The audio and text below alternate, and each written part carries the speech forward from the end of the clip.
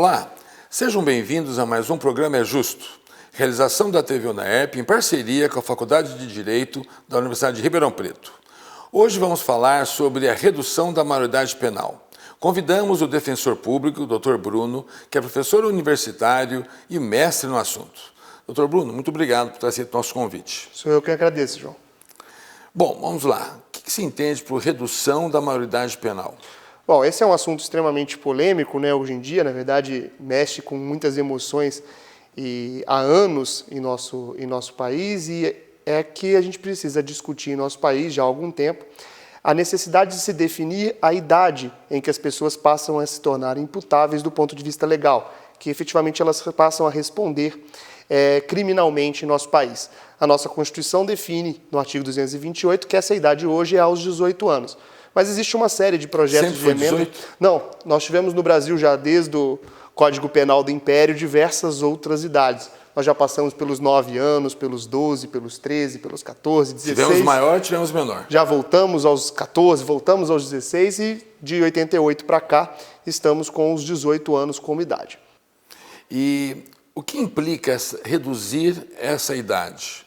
Implica, eu falo, no sentido criminal, no sentido do Estado, no sentido sociológico? Bom, do ponto de vista criminal, a idade da imputabilidade penal é a idade onde uma pessoa passa a poder responder criminalmente pelos seus atos. É a partir do momento onde o Estado pode imputar a ela uma pena diante de uma conduta que seja considerada crime. Isso não significa que uma pessoa não responda ou não possa ser punida antes dessa idade. O que significa é que simplesmente ela não pode ser punida do ponto de vista penal. Nós temos outras formas de responsabilização que podem acontecer para essas pessoas, esses adolescentes, antes dos 18 anos. O que não temos é a possibilidade de uma imputação penal.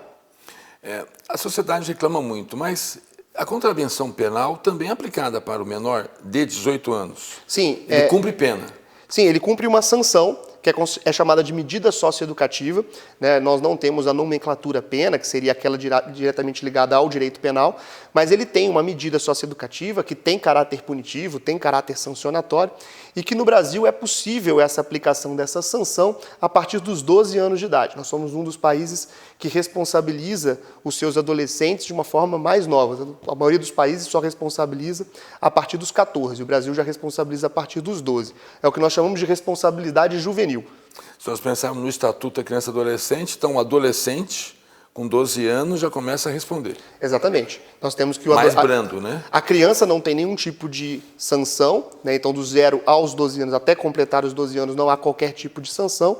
Uma vez completados os 12 anos, é possível que o Estado sancione esse jovem com uma medida socioeducativa, que são aquelas elencadas lá no artigo 112 do ECA. Reduzir para 16 anos implica para o Estado alguma complicação em penitenciárias, presídios? Na verdade, quando o Estado toma a decisão político-criminal de definir uma idade penal, ele assume todas as consequências a respeito dessa questão. Então, hoje, o Estado tem que se estruturar para receber presos adultos dos 18 anos em diante. Mas ele também precisa se estruturar para ter um sistema socioeducativo capaz de receber esses adolescentes entre os 12 e os 18 anos. Então, hoje nós temos um sistema infanto-juvenil que recebe essa população. No estado de São Paulo é a Fundação Casa, e a partir dos 18 anos entra no sistema que a gente chama de sistema criminal, que é o sistema da SAP no estado de São Paulo.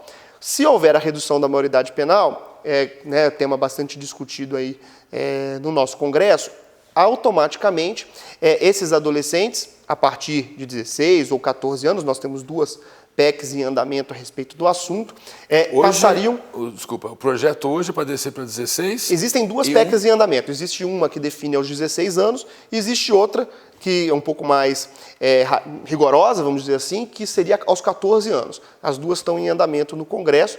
A que tem mais força hoje é aquela a partir dos 16. Nós também temos uma PEC em andamento que define que seria uma redução aos 16, mas só em alguns crimes, e não para todos os crimes. Então, haveria uma definição de crimes onde a responsabilidade seria a partir dos 16 e outros crimes continuariam aos 18. São 3 propostas em andamento que a gente tem que aguardar para ver se haverá ou não isso. Há uma resistência muito grande por parte de especialistas no assunto, né, que não concordam de que isso seria uma solução adequada em termos de segurança pública, em termos da própria atendimento desses adolescentes, uma vez que a gente poderia ter um aumento na própria criminalidade, um problema, inclusive, de segurança pública em caso de redução, mas existe essa discussão a respeito desses formatos.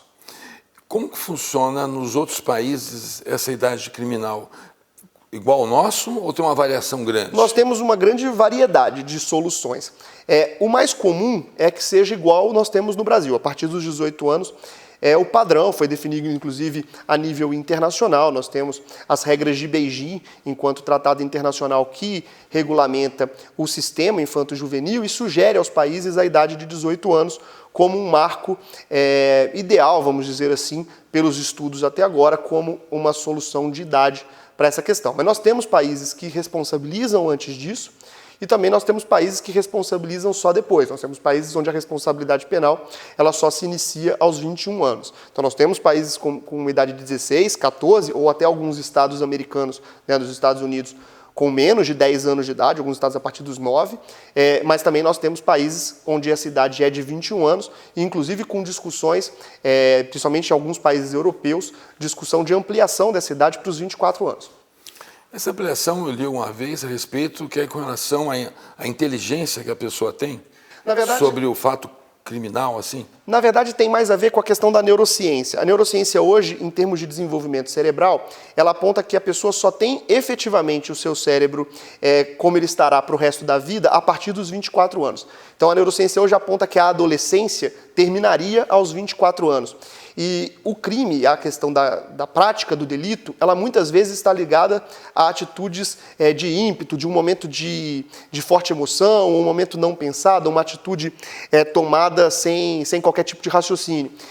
E aí, quando a pessoa ainda não está com essa formação cerebral completa, ou ainda tem essa possibilidade de agir mais por impulso, ela pode acabar cometendo algum delito. Então, como a estrutura cerebral só vai estar formada aos 24, que é quando efetivamente esses impulsos vão diminuir, haveria uma ideia da neurociência de que a pessoa deveria só ser punida efetivamente com o caráter penal a partir dos 24. O que eu deixo claro que não há uma ausência de responsabilidade antes disso. Já há responsabilização, só não é a responsabilização penal. Em termos de intensidade, inclusive, essa responsabilização não é uma responsabilização muito mais branda.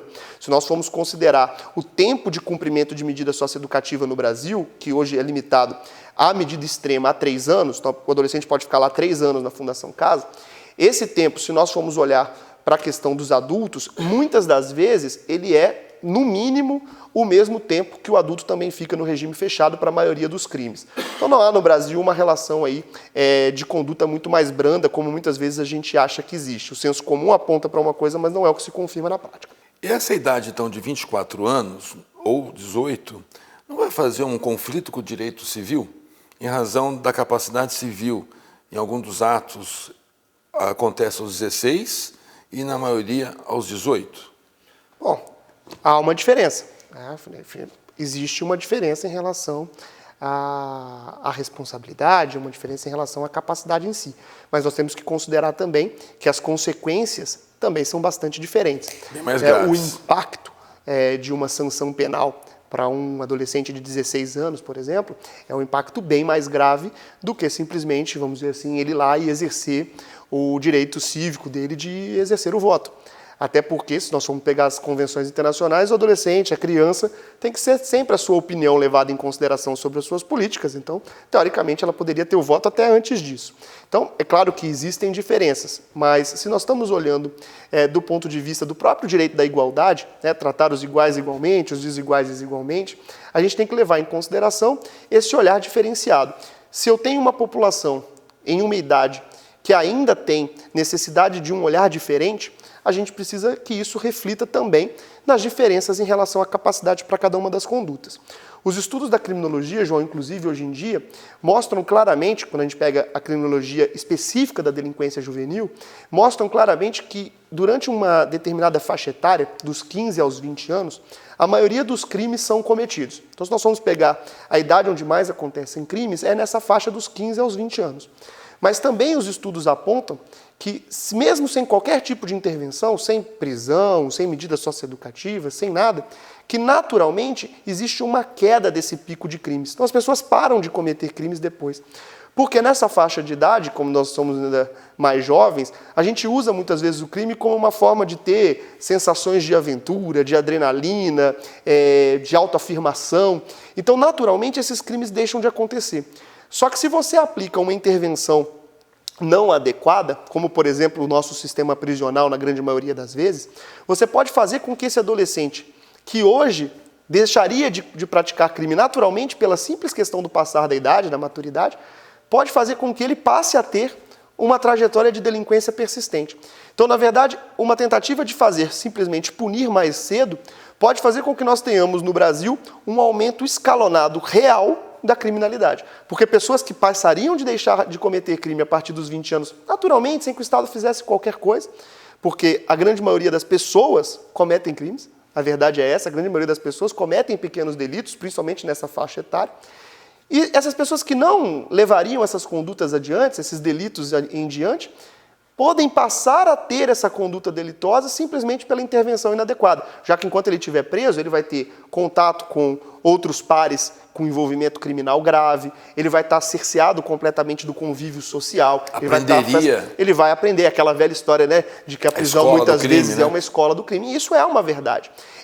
Essa institucionalização, esse passar o tempo 24 horas por dia nessa conduta com pessoas que têm uma trajetória delituosa mais grave, pode fazer, principalmente para esses jovens, 16, 17 anos, com que efetivamente eles passem também a ter esse tipo de conduta.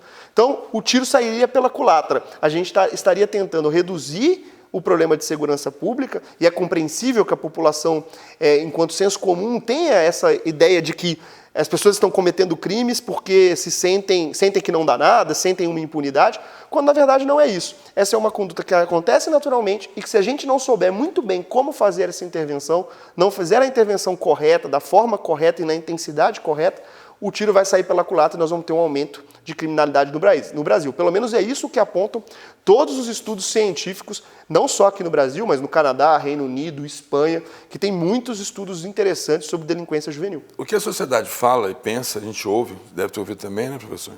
É que o menor não sabe entender aos 16 anos que cometeu um crime. Então não é essa a desculpa. Não é essa. Esse é o argumento. É um folclore. Se você chegar para uma criança de 5 anos de idade e perguntar para ela se ela sabe que é errado pegar uma coisa que é do coleguinha, que é do amigo, ou alguma coisa que é do outro, ela vai dizer para você que é errado. Se você falar para ela se perguntar para ela se ela sabe que matar uma outra pessoa é errado, ela sabe que é errado. Então a questão não é essa. A questão não é saber que uma conduta é errada. Isso nós sabemos que essas pessoas sabem que é errado. A questão se o meu objetivo não é simplesmente punição, e sistema prisional, seja para adolescente, seja para adulto, não tem como único objetivo punição. Se o meu objetivo é evitar a reincidência, evitar a nova prática de crimes, fazer com que a sociedade não tenha mais crimes, eu tenho que aplicar a intervenção que é correta, a intervenção que vai me atingir esse objetivo. E o que a gente tem enquanto estudo é que o sistema prisional para essa faixa etária não vai gerar isso. Então eu tenho duas situações. Além de eu não conseguir ter a resposta adequada, o sistema prisional não vai trazer a intervenção adequada para o objetivo que eu quero, que é não ter mais crimes. Além disso, eu ainda tenho uma faixa etária que pratica crimes na impulsividade, que pratica crimes simplesmente porque nessa idade as pessoas praticam pequenos delitos. É só a gente parar para pensar na nossa própria adolescência, na nossa própria início de juventude, alguns pequenos delitos, por exemplo, dirigir um carro sem habilitação, o uso, às vezes, de uma substância entorpecente, um pequeno furto de alguma coisa numa loja, o álcool, algumas situações são naturais da própria postura do adolescente, que muitas vezes é uma postura desafiadora. Então, para esse adolescente, que isso é simplesmente dessa faixa e que naturalmente terminaria, a gente pode, inserindo ele num sistema prisional, fazer com que isso se torne realmente aí um problema para a vida dele inteira. Não tem um posicionamento ainda, então. Hoje está tudo em cima do muro. Hoje o que nós temos é a nossa Constituição, que define a partir dos 18 anos, então a gente precisa de uma mudança constitucional para isso. Existem alguns projetos em andamento, mas isso está ainda a nível de PEC, Sendo que também é importante ressaltar que existem, inclusive, entendimentos de que isso seria uma cláusula pétrea. Então, mesmo que isso passe no Congresso, existe a possibilidade de que o STF reconheça a eventual inconstitucionalidade dessa redução, já que a gente está tratando de direito fundamental à liberdade. E aí existe a discussão se o artigo 228 da Constituição seria cláusula pétrea ou não. Nós temos doutrinadores defendendo ambas as posições, teríamos que aguardar qual seria o posicionamento do Supremo. Doutor Bruno, o tempo acabou, a conversa estava boa, flui rápido, né? Passa rápido. Agradecer sua presença aqui e o convite para retornar aos nossos estúdios. Sou eu que agradeço, estou sempre à disposição. É um prazer. E você, meu telespectador, muito obrigado pela sua atenção. Participe do nosso programa enviando para o e-mail que aparece na sua tela sobre temas entrevistados. Fique com Deus e até a próxima.